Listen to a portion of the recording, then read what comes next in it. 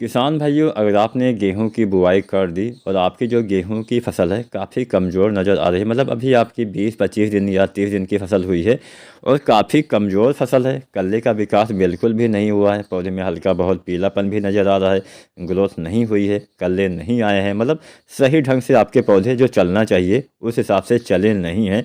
तो ऐसी अवस्था में आपको क्या करना चाहिए? ऐसी अवस्था में यहाँ पे हम एक ऐसा फार्मूला आपको बताने वाले हैं। अगर आप ये फार्मूला अपने गेहूं की फसल में, कमज़ोर फसल में या फिर अच्छी भी फसल में इस्तेमाल करते हैं तो और बढ़िया लाभ मिलेगा। अच्छे कल्ले आएंगे, ज़्यादा कल्ले आएंगे, हरियाली भी आएगी, अच्छी ग्रोथ होना फिर से स्टार्ट हो जाएगी।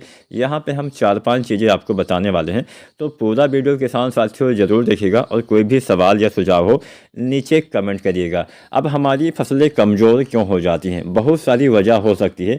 हम सही से खादों का इस्तेमाल नहीं कर पाते हैं इस वजह से, या फिर सही समय पे खादों का इस्तेमाल नहीं करते हैं इस वजह से भी कई बार कमज़ोर हो जाती हैं। या फिर पहला पानी जो हम लगाते हैं, पहला पानी एक ऐसा मतलब पोजीशन होता है, एक ऐसी समस्या होती है, समस्या हम नहीं बोल सकते हैं, मतलब पहला पानी लगाते समय अगर आप कुछ गलतियां करते हैं तो बहुत ज़्यादा नुकसान होता है। जैसे मान लीजिए पहला पानी अगर आप देर से लगाते हैं तो भी नुकसान, पहला पानी अगर आप बहुत जल्दी लगाते हैं तो भी नुकसान, पहला पानी अगर आप बहुत ज़्यादा भरते हैं तो भी नुकसान। तो जो पहला पानी होता है ये पौधे के अच्छे विकास के लिए, खासकर कल्ले के विकास, जड़ के विकास के लिए बहुत ही ज़रूरी होता है। पहली सिंचाई तो हमें 21 से 25 दिन पे कर देना चाहिए, लेकिन हल्का हल्का पानी लगाना होता है। पहला पानी कभी भी आपको भर के नहीं लगाना चाहिए, मतलब बहुत ज़्यादा भर देंगे पीलापन आ जाएगा, पौधे कमज़ोर हो जाएंगे, ग्रोथ बिल्कुल भी नहीं होगी, जड़ों को सबसे ज़्यादा नुकसान पहुँचेगा।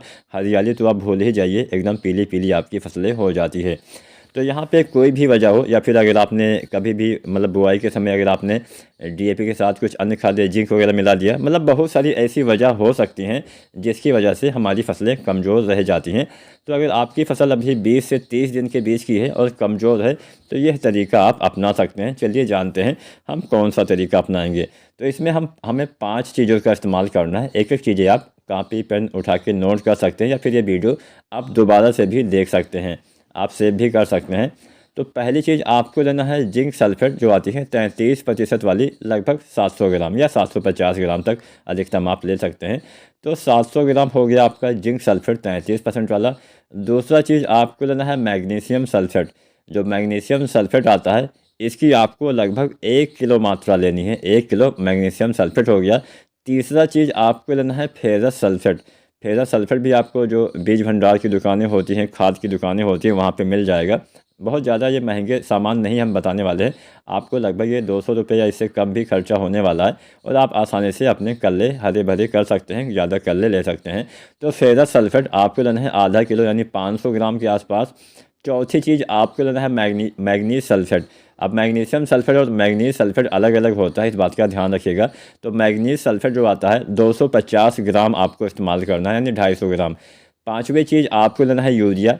अब यूरिया आप 1 किलो से लेके 1.5 या 2 किलो तक इस्तेमाल कर सकते हैं, यहाँ पे 1 किलो मैंने बताया हुआ है। तो ये 5 चीज़ें आपको लेना है। जिंक सल्फेट 33% वाला 700 gram, magnesium sulphate 1 kilo, ferrous sulphate 500 gram, manganese sulphate 250 gram और यूरिया 1 किलो। ये 5 चीज़ें आपको लेना है।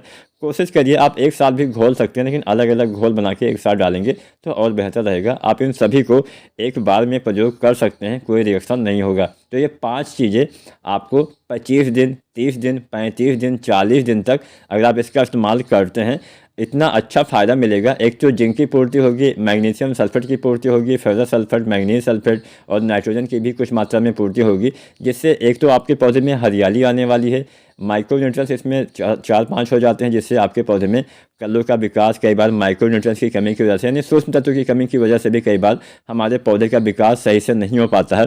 तो यहाँ पे पौधे का विकास भी सही से होगा, जड़ों का विकास, कल्ले का विकास, मतलब फिर से आपके पौधे में एक जान आएगी, एक नए से ग्रोथ स्टार्ट हो जाएगी, अच्छे कल्ले आपको ज़रूर देखने को मिलेंगे। तो यह तरीका आप 25 दिन से लेकर 40 दिन तक अपनाएंगे तो ज़्यादा लाभ मिलेगा। उम्मीद करते हैं आज की वीडियो, आज की जानकारी आपको पसंद आई होगी। वीडियो जानकारी पसंद आई है तो लाइक शेयर करें और चैनल को सब्सक्राइब करें। धन्यवाद।